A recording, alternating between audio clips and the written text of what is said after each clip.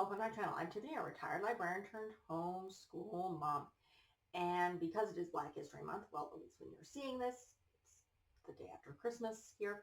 But we're going to be reviewing this book. So this is The Magic Callaloo.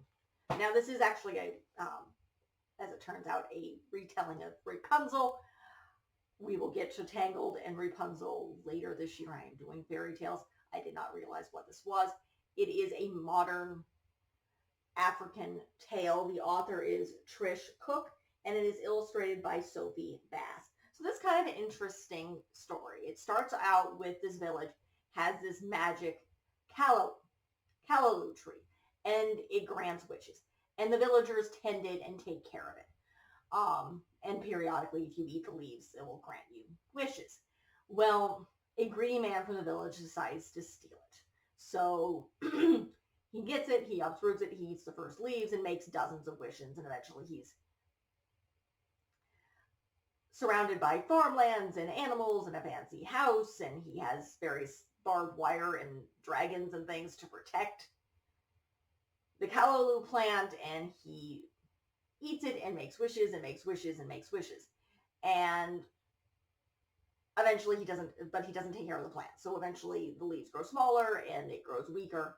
And so that's where you're at. Back to the village, the plant is gone and people take care of each other. They miss the plant, but they tend to each other. But there is a couple who want a child, and obviously they cannot have a child. So this old woman comes and tells them where it's at.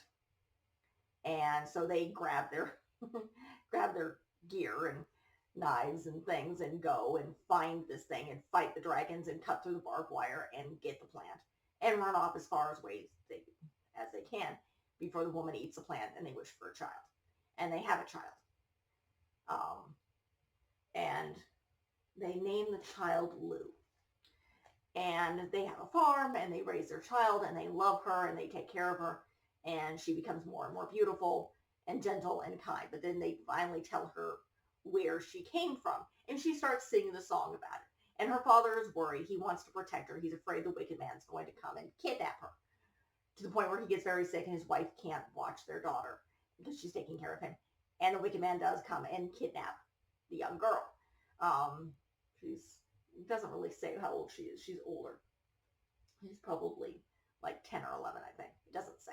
So he kidnaps her. He takes her back to his home, which is now massively neglected, and makes her do all the work. And cleaning the house and repairing everything and tending the land because he's extremely lazy. And so she eventually grows older and she's miserable, and try animals make her happy. And she has this hair and it keeps growing and it's a big afro. Celebration of African American history and African culture. And the wicked man hates it, tries to cut it off, but it just comes back more beautiful than ever before. Eventually, a woman, the same old woman who talked to her parents, showed up, and she offers to break. She asks, like, why are you crying? And she's like, I can't escape. I want to see my parents. I want to go home. She's now a young woman. And it's like, why don't you? It's like, I can't find my way. So she goes to the wicked man and offers to braid the young girl's hair. And it's like, what do you want for it? Because obviously he's wicked and he's selfish. She's like, just as long as I can sit down for a while, that's fine. And so he's like, fine. So she braids Lou's hair, and she braids the way home into Lou's hair. So what she's done, she whispers to the young girl, it's like, I've made a map of your hair. So that night, Lou escapes and returns to her parents. And according to the beginning, the author's note at the beginning, in the time of slavery, they used to, the braiding of the hair to find your way through what would amount to be the Underground Railroad,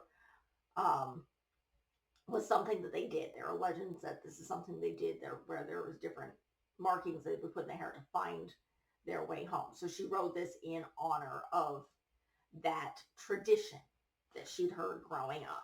So it's very beautiful. I do The illustrations are very amazing. And yes, it is a modern book. It came out in 2024. So this is literally a brand new book. So this just came out. But it's a fantastic tale. It's a great way to celebrate African American History Month and African American culture. It's also kind of it can be a segue into talking about the Underground Railroad because it talks about the raids. Ooh. It's almost 9 o'clock at night. And it's the day after Christmas. So pardon my yawning. But again, it's you can also talk about it when you're talking about different tales of Rapunzel, because this is in fact a modern retelling. I will get to further in the year. We'll get there. I'm kind of covered Tangled, just not now. So love this book. Highly recommend it. It's great for elementary school age, particularly when you're studying African American history or African history, even in general. The illustrations are very Afro-Caribbean, is how it's described. So it's very vibrant. It's very beautiful. It's a fantastic book. A good way to look for African American history. An interesting segue possibly into talking about the Underground Railroad, and also in the honor of some of the African folk tales as well. So that's the end of this review. If you like what you see, be sure to like and subscribe. I am doing African American folk tales for books this month. For February, we are covering The Lion King for the movies. That means The Lion King live action, or whatever the heck you call that thing. And Lion King's 2 and 1.5. So, and that is, I've already covered The Princess and the Frog, so you can check out that review. It's somewhere on my playlist, probably under African American history. I have opinions. So instead, we're going to do The Lion King rather than covering Tiana, since I already did that. And then we'll be covering Meredith come in March and Ariel, and moving on to all sorts of Disney princesses. I have already covered both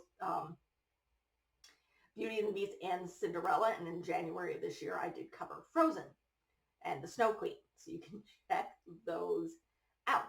Otherwise, if you like what you see, be sure to like and subscribe, check out the channel, and join me for more fairy tales in 2025. Thank you.